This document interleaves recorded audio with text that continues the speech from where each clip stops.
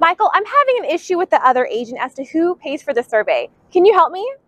My first response is always going to be, well, what does the contract say? Then I hear, well, the contract says the buyer pays, but the listing agent is telling me that my seller has to pay.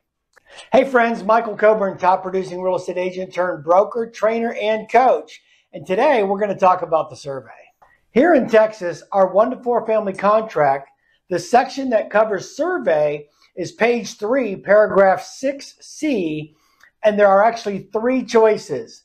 Box number 1 says the seller is to provide the existing survey. Box number 2 is the purchaser is going to buy a new survey. And box 3 is that the seller is going to purchase a new survey. The agent said, I checked box 1 and then I checked buyer pays for the survey. I said, okay, let's read this paragraph together.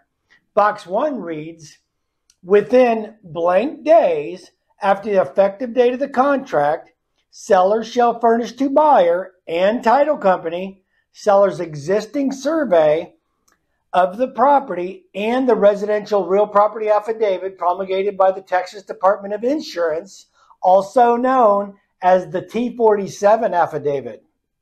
Now, if the seller fails to furnish the existing survey or the affidavit within the time prescribed, then the buyer shall obtain a new survey at seller's expense, no later than 3 days prior to the closing.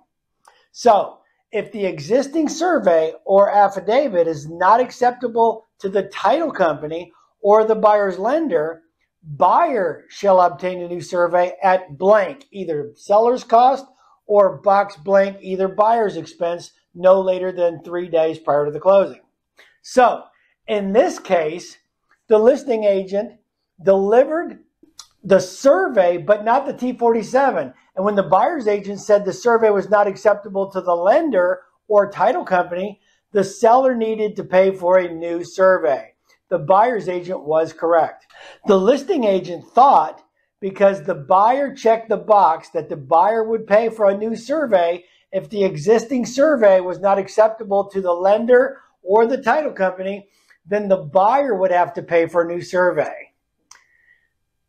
See, it's very, very important you read the contract. This would have been true if only the listing agent provided both the survey and the T-47.